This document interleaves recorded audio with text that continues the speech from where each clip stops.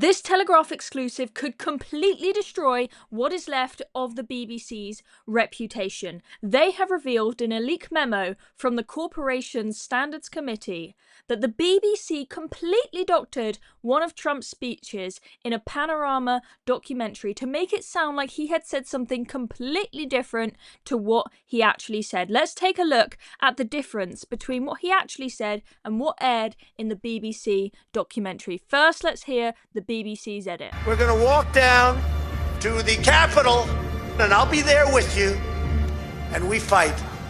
We fight like hell. We're going to walk down to the Capitol, and we're going to cheer on our brave senators and congressmen and women. What a difference between those two clips. Now let's look at some more of the detail in what happened here, basically.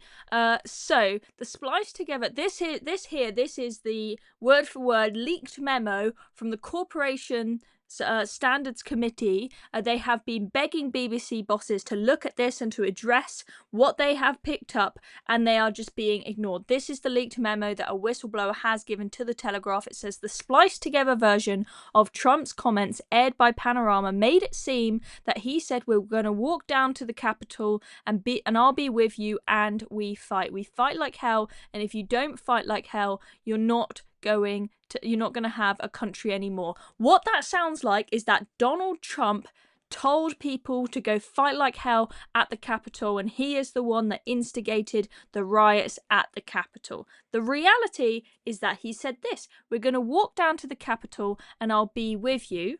Right? That was 15 minutes into the speech.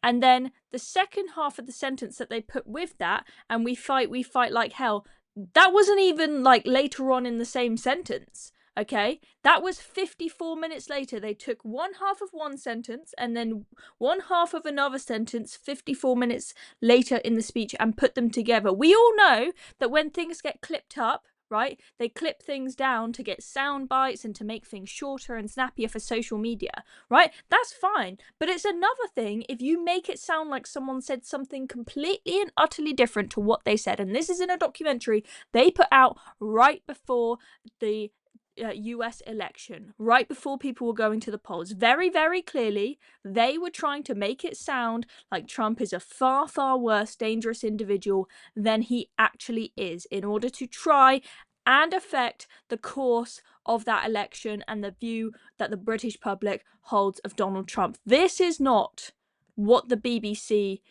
is supposed to be about. This is completely unacceptable. It's one thing when the BBC accidentally doesn't get the right balance right on things, but it is another thing when they completely doctor Trump's speech in order to make it sound like he was inciting riots when it was completely different to what he actually said. I'm disgusted with the BBC.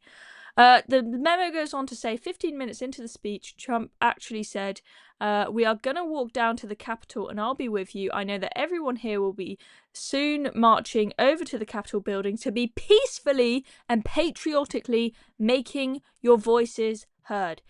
The memo says it was completely misleading to edit the clip in the way Panorama aired it. The fact that he did not explicitly exhort supporters to go down and fight at Capitol Hill was one of the reasons there were no federal charges for incitement to riot. That was not the end of the Panorama's distortion of the day's events.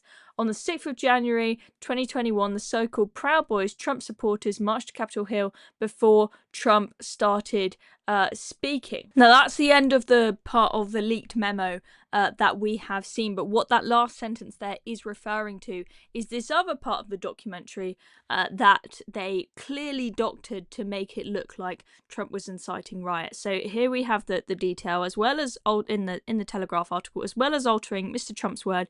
The documentary also showed flag-waving men marching on the Capitol in Washington, D.C. on the 6th of January 2021 after the president spoke, which created the impression Trump supporters had taken up his call to arms.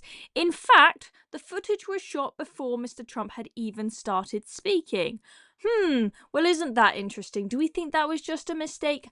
I don't think so. I've had enough of the BBC. The report said Panorama's distortion of the day's events was so egregious that viewers would ask, why should the BBC be trusted and where will this all end? That is the question that I am asking today. And this is why I think Mr. Tim Davie, let's get him up, this cretin should resign, is because although he's overseen so many disastrous issues at the BBC since he's been there in 2020, but he's completely unwilling to deal with the problems there because he's completely ignoring this big report that has been sent from the Corporation Standards Committee to him. It says when the issue was raised with managers, they, quote, refused to accept that there had been a breach of standards. The report's author warned Samir Shah, the BBC chairman, of the very, very dangerous precedent set by Panorama, but received no reply. The BBC bosses, they don't want to hear it. They don't want to accept fault. I'm sorry, but heads have to roll at the top, and it's Tim Davie. He has got to go. He has got to sort out this mess. If this was his only mistake, then maybe he could stay, but he has overseen so many disasters, starting with, he joined in 2020, the BBC were found to have completely misrepresented the risks of COVID in order to promote compliance with lockdown policy. They thought they could put out fake news so that we would stay in our homes and not ask any questions, not put up a fuss. That's insane, completely insane. And there have been a whole host of other issues since then. Also, the Telegraph is... we've seen one excerpt of the memo, but the Telegraph is soon going to put out more excerpts of the memo. Sorry, can't speak.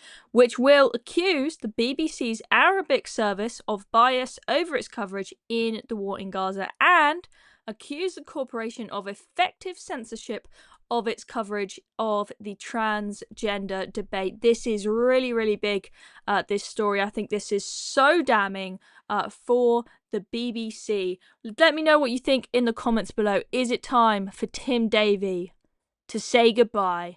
His career needs to come to an end. Should he resign? Should he go?